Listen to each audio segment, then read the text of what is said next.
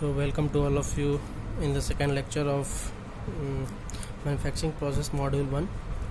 So in last class we discussed the sand casting manufacturing processes, their classifications, and sand casting process in which different type of equipments we already discussed.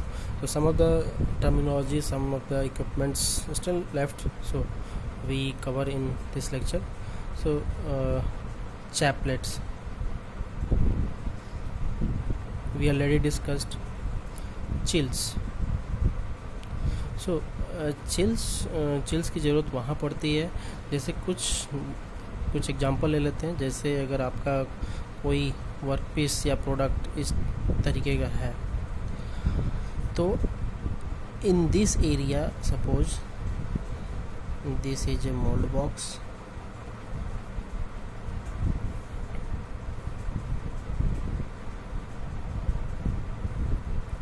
तो heat transfer rate from all the walls same होगा, लेकिन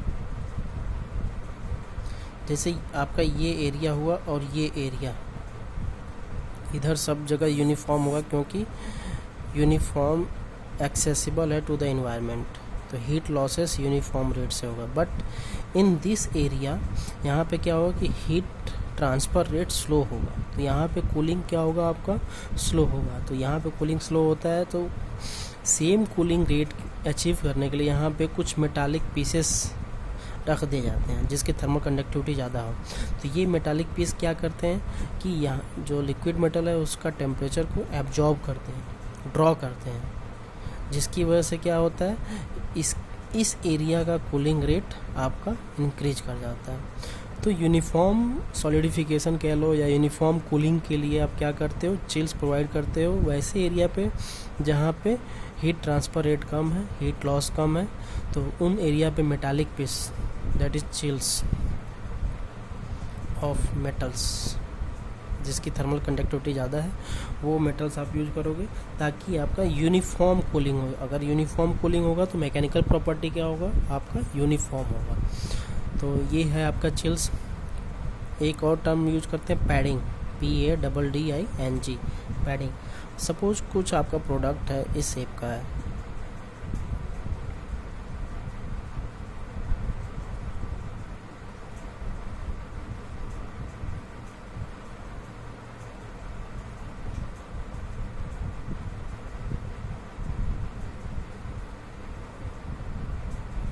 आपका product ये है, आपने इसको mould के अंदर कैविटी प्रिपेयर कर रखा है, ठीक है। तो आपका क्या होता है कि सपोज दिस इज स्प्रू, अगर आप टॉप यूज करते हो स्प्रू, यहाँ पे आप क्या करोगे लिक्विड मेटल फिल करोगे, लिक्विड मेटल यहाँ पे सपोज आपने राइजर इंस्टॉल किया हुआ है तो लिक्विड मेटल ग्रेजुअली क्या होगा इंक्रीज होना स्टार्ट होगा, इंक्रीज होना इस ब्रैकेट में, इस मोल्ड में धीरे धीरे क्या होगा वो दूसरे मोल्ड में दूसरे पार्ट में फिल होना स्टार्ट होगा और ग्रेजुअली क्या होगा ये कंप्लीट फिल हो जाएगा, ठीक है। तो जब सॉलिडिफिकेशन की बात करते हैं, सॉलिडिफिकेशन या कूलिंग, सॉलिडिफिकेशन रेट या फिर कूलिंग रेट की बात करें तो इस पार्ट में और इस पार्ट में लगभग यूनिफॉर्म होगा, लेकिन ये जो आपका पार्ट है यहाँ पे वॉल्यूम टू एरिया रेशियो ज़्यादा, वॉल्यूम टू एरिया रेशियो कम है, V/R, या कह लें ये कम है या कह लें A/V जो है ये ज़्यादा है, मतलब एरिया ज़्यादा है वॉल्यूम कम है इस एरिया पे, इस सर्कुलर पार्ट पे, सिलेंड्रिकल पार्ट पे। तो क्या होगा यहाँ पे हीट लॉस बहुत ही तेज़ी से होगा क्योंकि एरिया ज़्यादा है, एरिया ज़्यादा होगा तो हीट लॉस तेज़ी से होगा। तो हो सकता है चांसेस हो सकता है कि यहाँ पे क्या हो इस पार्ट से इस पार्ट तक कंप्लीट फिल ही ना हो पाए, पहले ही यहाँ पे सॉलिडिफाई हो जाए, आपका मेटल जो पैसेज है ये ब्लॉकेज हो जाए। तो इस ब्लॉकेज को रोकने के लिए क्या करते हैं यहाँ पे एक इंसुलेटिंग मटेरियल प्रोवाइड करते हैं पूरा सरकमफेरेंस पे, ताकि मटेरियल का हीट लॉस जो है, हीट लॉस जो सराउंडिंग में जो मिक्सचर में होता है वो कम से कम हो, ठीक है। तो हीट लॉस जब कम होगा तो लिक्विड मेटल का टेम्परेचर मेंटेन रहेगा और वो इजीली दूसरे पार्ट में भी फिल होगा। तो इसलिए यहाँ पे पैडिंग प्रोवाइड किया जाता है। पैडिंग क्या होता है, वो इंसुलेटेड इंसुलेटेड मटेरियल होता है, ठीक है, पैडिंग। समझ में आ गया। नेक्स्ट देखते हैं कुछ टर्मिनोलॉजी और है, जैसे draw spike, SPIKE, draw spike. जैसे ये आपका इस शेप का होता है,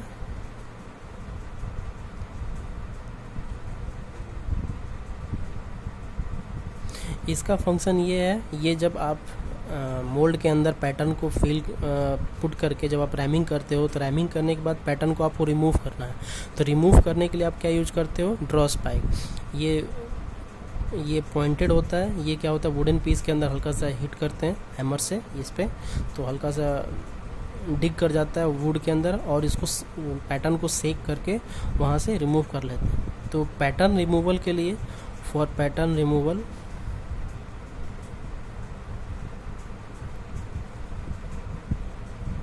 we uses draw spike, ठीक है। नेक्स्ट जो है रीमर्स बोल लो या फिर रैमर्स बोल लो, राइमिंग के लिए यूज करते हैं। ये इस शेप का होता है,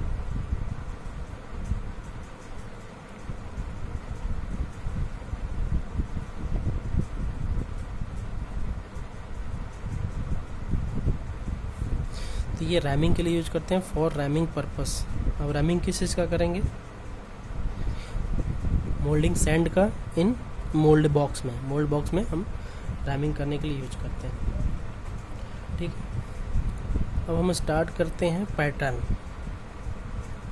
कल भी मैंने डिस्कस किया था पैटर्न क्या होता है। तो pattern is the replica of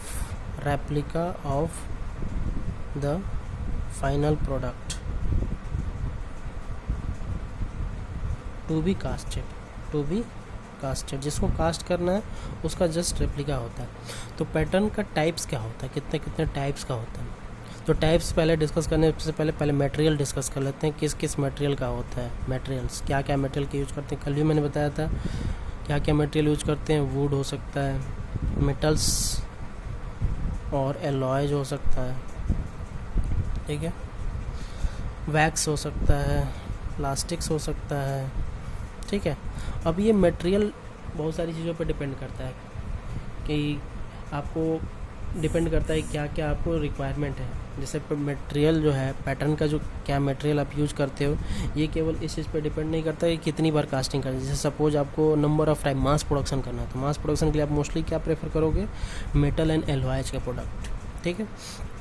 लेकिन वो मास प्रोडक्शन वही कंपलसरी नहीं है कि आपको केवल मास प्रोडक्शन करना है। अगर सपोज आपको रिपीटेड यूज करना है, तो आप वुड नहीं यूज कर सकते हो, क्योंकि हो सकता है कुछ टाइम बाद, कुछ नंबर ऑफ यूजेज होने के बाद वुड के शेप एंड साइज चेंज हो जाएगा।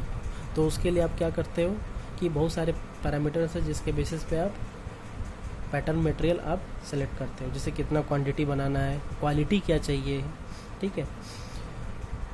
तो इस तरीके से आप मटेरियल सेलेक्ट करते हो, ठीक। अब आते हैं हम टाइप्स, कितने तरीके का होता है। तो पहला है single piece pattern. Suppose simple shapes का प्रोडक्ट है जिसको आपको कास्ट करना है। जैसे सपोज क्यूबिकल शेप का है, ठीक, आपको कास्ट करना है, या फिर आप कह लो कि सिंपल शेप्स का है, जैसे आपका प्रोडक्ट जो है इस शेप का है,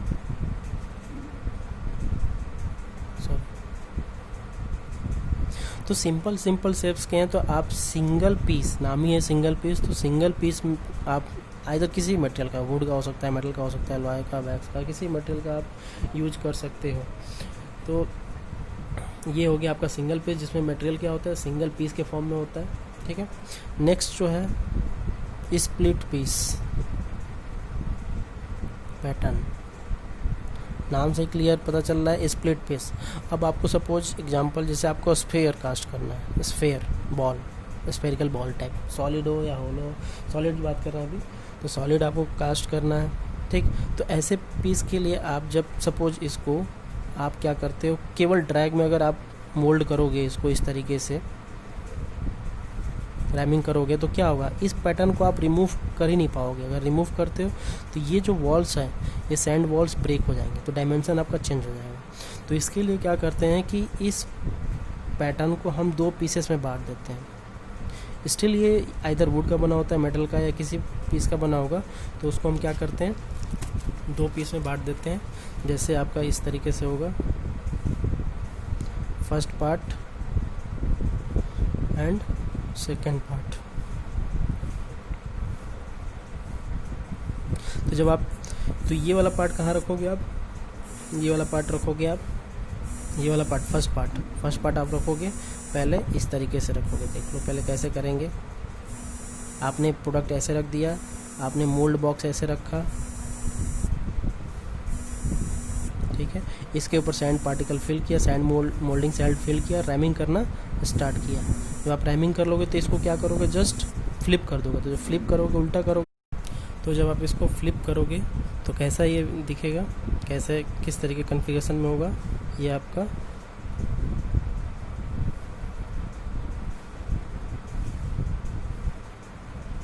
इस तरह होगा, ठीक है। फिर दूसरा पार्ट क्या करेंगे, अब इसकी जस्ट ऊपर क्या करेंगे, दूसरा पार्ट है जस्ट उसको फ्लिप करके ऐसे इसके ऊपर सेट कर देंगे। ये जो पार्ट है मेल और फीमेल पार्ट, ये इसके अलाइनमेंट के लिए है, ताकि प्रॉपर एक दूसरे पे अलाइन रहे, मिस अलाइनमेंट ना हो। उसके बाद क्या करेंगे, ऊपर से कोप बॉक्स रखेंगे, इसके ऊपर आप क्या करोगे, रनर इंस्टॉल करोगे, स्क्रू इंस्टॉल करोगे, यहाँ पे राइजर आप अपने डिज़ाइन लोकेशन पे इंस्टॉल करोगे, और उसके बाद क्या करोगे, यहाँ पे सैंड मोल्डिंग सेल फिल करके रैमिंग करना स्टार्ट कर दोगे।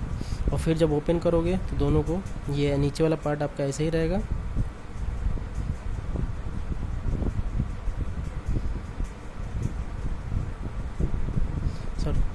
तब नीचे वाला पार्ट ऐसे ही रहेगा, जिसमें से ये वाला फर्स्ट वाला पार्ट आप ड्रॉ स्पाइक से रिमूव कर लोगे, यहाँ कुछ नहीं रहेगा, कैविटी रहेगा, ठीक है।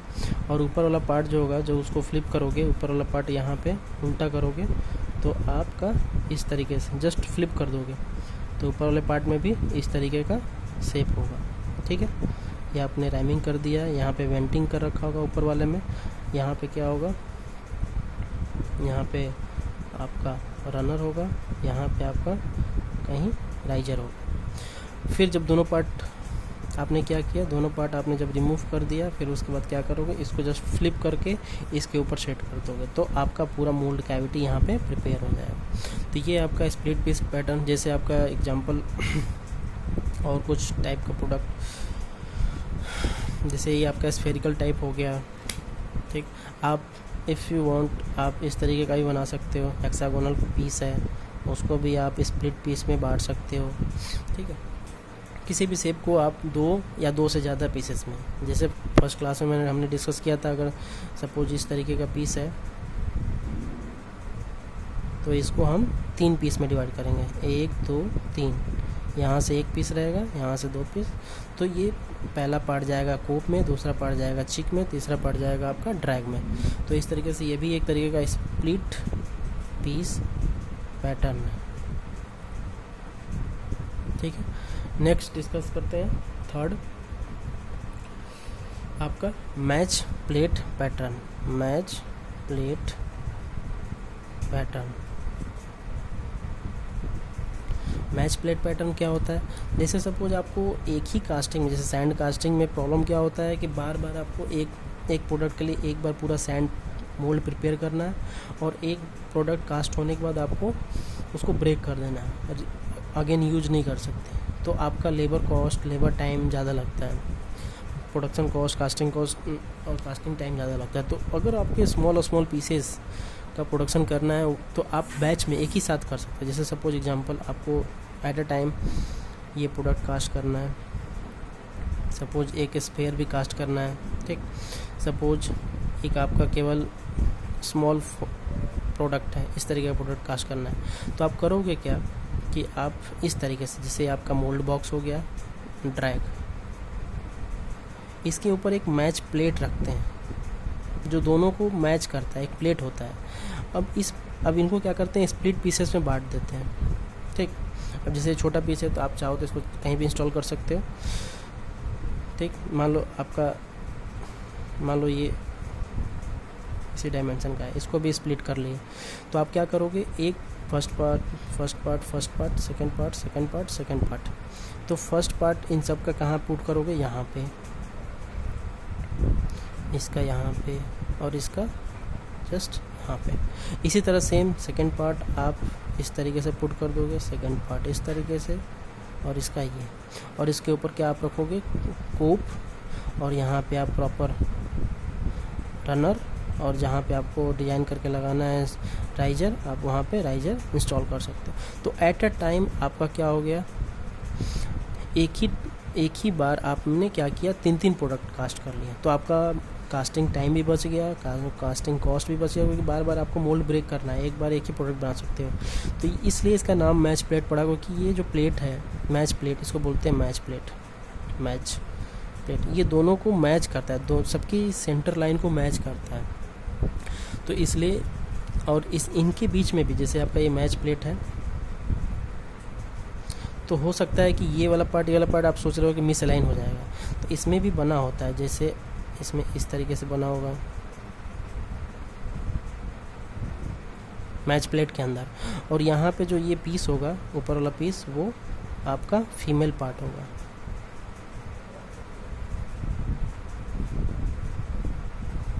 तो इसको बस यहाँ पे पुट करना, ऐसे ही स्फेयर का भी होगा उसी साइज का। आपको जस्ट यहाँ पे क्या करना, लॉक कर देना, ताकि वो मिस अलाइन ना हो, ठीक है। तो ये हो गया आपका मैच प्लेट पैटर्न।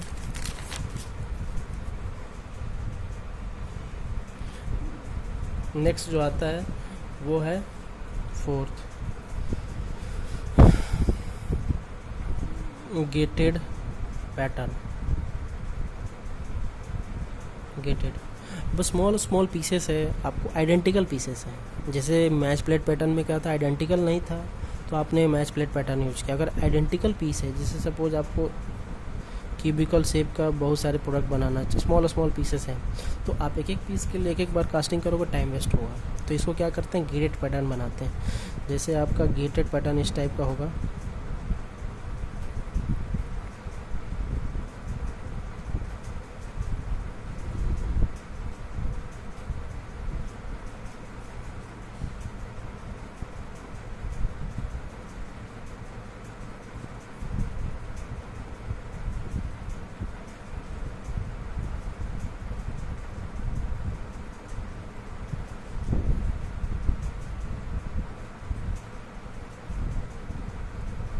तो ये हो गया जैसे 1 2 3 4 5 6 एट अ टाइम आपने 6 प्रोडक्ट।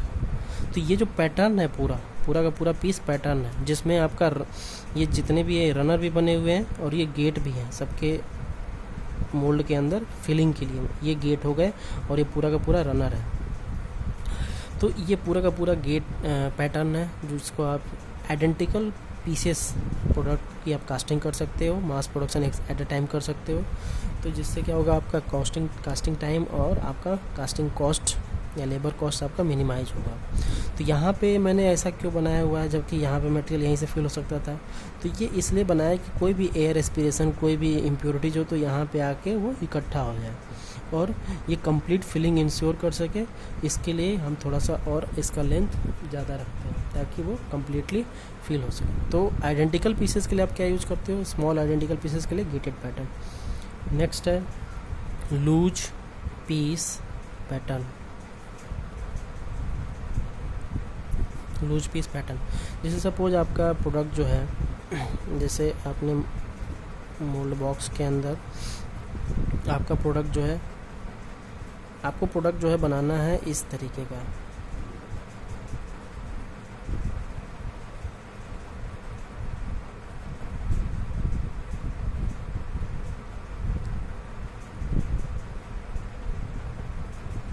इस तरीके का आपको प्रोडक्ट कास्ट करना है। तो आप करते क्या हो कि आपका पहला इसमें स्प्लिट पीस टाइप का है, लूज पीस नाम ही है, तो इसमें पैटर्न दो टाइप का होता है, एक फर्स्ट पार्ट होता है और ये सेकंड पार्ट और ये थर्ड पार्ट। ठीक, तो ये जो सेकंड पार्ट थर्ड पार्ट देख रहे हो ये लूज होता है, इससे अटैच नहीं होता है। जैसे आप देखोगे इनिशियल फर्स्ट पार्ट तो आपका इस तरीके से दिखेगा, जो सेकंड पार्ट है और थर्ड पार्ट है वो लूज रहता है, सेकंड पार्ट थर्ड पार्ट। अब इसको क्या करते हैं, प्रॉपर जहाँ पे आपको जैसा चाहिए होता है वहाँ पे आप यहाँ पे एक एडहेसिव लगा के, एडहेसिव ग्लू लगा के यहाँ पे सेकंड पार्ट को स्टिक कर देते हैं, ऐसे ही यहाँ पे थर्ड पार्ट को ग्लू लगा के एडहेसिव लगा के स्टिक कर देते हैं। तो इस तरीके का पैटर्न बन जाता है 1 2 3। फिर इसको क्या करते हो, यहाँ पे पुट करके रैमिंग करते हो मोल्ड बॉक्स के अंदर प्रॉपर।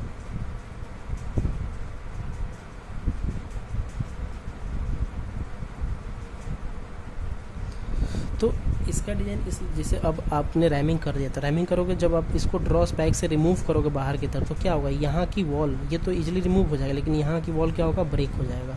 ये जो सैंड का वॉल है तो डायमेंशन चेंज हो जाएगा। तो इसलिए इसको लूज पीस में कास्ट कर पैटर्न बनाते हैं। जैसे ही आप रैमिंग कर रहे होगे, तो रैमिंग कर रहे होगे तो एक सियरिंग फोर्स लग रहा होगा, ये नीचे की तरफ जा रहा होगा तो इस पर रिएक्शन फोर्स ऊपर की तरफ लग रहा होगा। तो होगा क्या कि वहाँ जिस पोजीशन पे है वहीं पोजीशन पे शियर फोर्स की वजह से क्या होगा, यहाँ पे जो बॉन्ड बना है वो ब्रेक हो जाएगा, टूट जाएगा, डिसएंगेज हो जाएगा। तो यहाँ का यहीं पे लूज पीस यहीं पे रहेगा। तो जब आप इस पैटर्न को रिमूव करोगे, तो केवल ये फर्स्ट पीस रिमूव होगा, दैट मीन्स ये फर्स्ट पीस रिमूव होगा। सेकेंड पीस थर्ड पीस यहीं पर आपका अभी अटैच्ड है। अब उसको जब रिमूव आपने कर लिया तो क्या करोगे, एक वायर लोगे और वायर से इसको होल्ड करके ड्रॉ कर लोगे, इसको भी ऐसे ड्रॉ कर लोगे, तो आपका पूरा का पूरा मोल्ड कैविटी आपका बन जाएगा। तो ये है लूज पीस पैटर्न, जिसमें आप एक लूज पीस यूज करते हो कास्टिंग के लिए। ठीक है, नेक्स्ट जो है 6th sweep pattern. Sweep pattern, अब सपोज आपको कास्ट करना है, इस शेप का प्रोडक्ट आपको कास्ट करना है पूरा सॉलिड कोनिकल फॉर्म का, या इसको ऐसे भी आप कह सकते हो। ठीक है, कोनिकल शेप का वो कास्ट करना है। तो हम अगर पैटर्न इसी साइज का, इसी डायमेंशन का अगर हम बनाते हैं तो पैटर्न मेकिंग कॉस्ट भी लगेगा, आइदर वो वुड का हो, मेटल का हो, एलॉय का हो या वैक्स किसी मेटेरियल का हो, तो उसका कॉस्ट इंक्रीज होगा। ये क्या है, आपको सिमेट्री देख रही है। तो हम करेंगे क्या कि इसका केवल एक हम 2D पीस लेंगे, 2 डायमेंशनल पीस, जिसका ये रेडियस सेम होगा, लेंथ सेम होगा, सारी डायमेंशन सेम होंगे, बस हम 2D पीस लेंगे। ये 3D पीस है और ये 2D पैटर्न लेंगे। अब इसको क्या करोगे, अगर 2D को इस एक्सिस के अबाउट रोटेट कर दोगे तो क्या फॉर्म हो जाएगा, कोनिकल शेप का।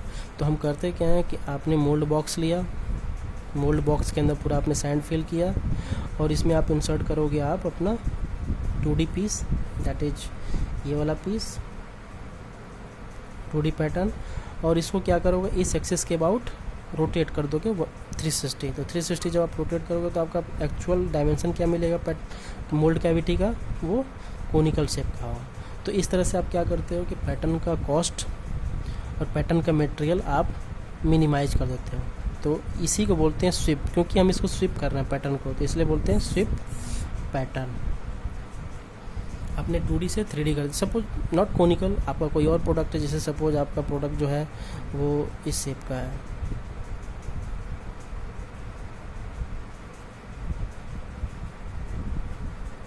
तो आप क्या पैटर्न लोगे, इसका जस्ट सेंटर ये जिसे आपका जो है इस तरीके का है पूरा, तो आप क्या प्रोडक्ट लोगे,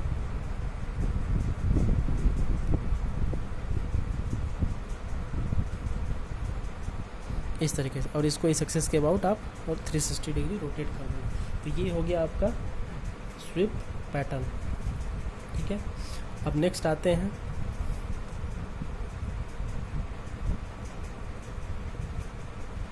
segmented pattern. 7th segmented pattern. अब इसमें क्या होता है कि जैसे आप स्वीप पैटर्न देखे थे, थोड़ा सा सिमिलर है। जैसे आपको सपोज व्हील बनाना है, व्हील, फ्लाई व्हील, तो फ्लाईव्हील का शेप जो होता है वो कुछ इस तरीके का होता है।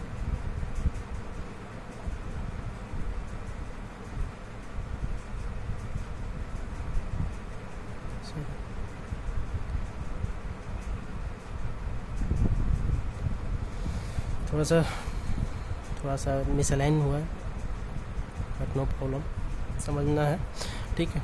तो ये आपका जैसे फ्लाईव्हील है, आपको कास्ट करना है, तो आप देख रहे हो इसमें कुछ सिमेट्री है। जैसे ये देखो, ये वाला पार्ट, अगर ये वाला पार्ट देखा जाए, ये वाला पार्ट, तो हमेशा क्या है, देखो ये वाला पार्ट इस पार्ट से मैच कर रहा है, सेम है आपका, देखो ऐसे ही ये वाला पार्ट। तो आपको क्या पैटर्न, पूरा फुल व्हील ना इसी शेप का ना बना के आप केवल सेगमेंटेड पैटर्न बनाओ। जैसे आपका ये वाला पार्ट ले लो, बस इतना ही आप पैटर्न बनाओगे, देख लो।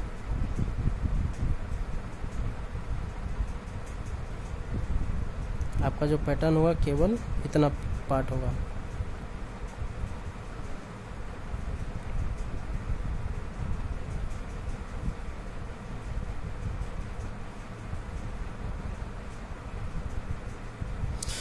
जैसे आपका पैटर्न देख लो यहाँ पे कैसे होगा।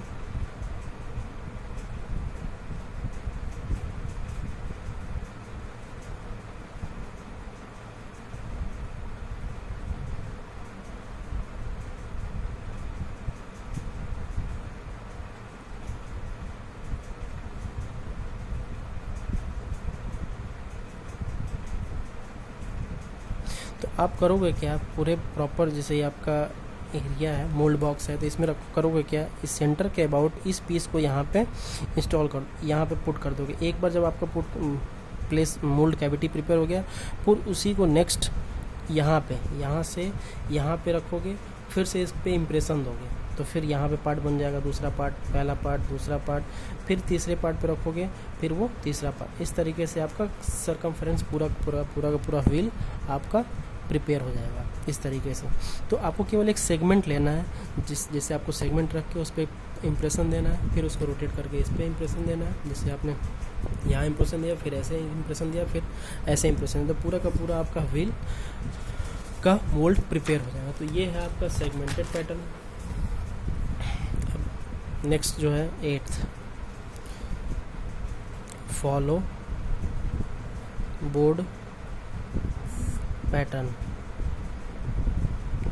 अब जैसे आपका जो पैटर्न, जैसे आपका जो कास्टिंग है, जैसे सपोज आपका इस तरीके का पीस है, ऐसा प्रोडक्ट आपको क्या करना है, कास्ट करना है, ठीक है। ऐसा ही प्रोडक्ट आपको कास्ट करना है। तो पैटर्न जो रहेगा आप ऐसा बनाओगे, लेकिन जब आप इसको मोल्ड के अंदर रखोगे, सपोज आपने मोल्ड के अंदर ऐसे रखा,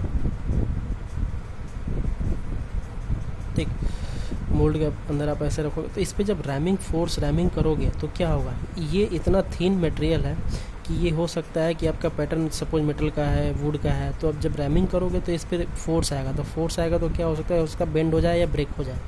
तो उसके लिए एक वुडन पीस यहाँ पे इसी शेप का यहाँ पे फीड कर देते हैं, ताकि वो रिएक्शन फोर्स प्रोवाइड करे, ताकि आपका ये जो शेप है, इसका शेप है, वो डिस्टर्ब ना हो। तो इसलिए आप क्या करते हो, एक बोर्ड प्रोवाइड करते हो उस मटेरियल के लिए, ताकि प्रॉपर रैमिंग भी हो जाए और आपका ये मोल्ड भी प्रिपेयर हो जाए। तो इसलिए आप वुडन पीस एक बैक साइड में, तो इसलिए इसको बोलते हैं follow board pattern, follow board pattern. वो सपोर्ट के लिए, ताकि आप जब फोर्स लगाओ तो इस पर रिएक्शन जाएगा, तो ये बेंड ना हो, शेप चेंज ना हो, ब्रेक ना हो, उसके लिए आप एक बैकअप में वुडन ब्लॉक रख देते हैं, ताकि आपका मटेरियल, आपका जो पैटर्न हो वो अपने शेप में मेंटेन रहे, ठीक है। तो ये हो गया अब तक टाइप्स ऑफ पैटर्न। नेक्स्ट जो है स्टार्ट करते हैं। तो टाइप्स ऑफ पैटर्न में हमने क्या क्या देख लिया, single piece pattern, split piece pattern, match plate pattern, ठीक है, gated pattern, segmented pattern, sweep pattern, follow board pattern और आपका लूज पीस पैटर्न। तो हमने 8 तरीके का पैटर्न देख लिया। पैटर्न कितने तरीके के होते हैं तो अब देखते हैं। पैटर्न जो बनाते हैं तो उसके ऊपर मैंने बोला था अलाउंस देते हैं। अलाउंस क्या होता है कि उस जिस प्रोडक्ट को कास्ट कर, जैसे सपोज जितना भी डायमेंशन का आपको कास्ट करना है, उससे या तो छोटा या फिर बड़ा साइज़ का पैटर्न बनाते हैं। अब क्यों बनाते हैं? क्योंकि कुछ ना कुछ लिमिटेशंस हैं। जैसे आपका हमने देखा था मेटल जब सॉलिडिफाई होता है तो लिक्विड श्रिंकेज होता है, plus liquid plus solidification shrinkage होता है, प्लस सॉलिड श्रिंकेज होता है। तो लिक्विड प्लस सॉलिडिफिकेशन श्रिंकेज क्या करता है? कंपनसेट राइजर कर देता है, लेकिन सॉलिड श्रिंकेज कोई नहीं कंपनसेट कर पाएगा। ये कंपनसेट कैसे करना पड़ेगा? पैटर्न के ऊपर अलाउंस देके, आइदर साइज बड़ा करके या फिर छोटा करके, वो डिफरेंट टाइप का है। तो पहला हम पढ़ते हैं श्रिंकेज। ये भी अलग अलग टाइप का है, टाइप्स।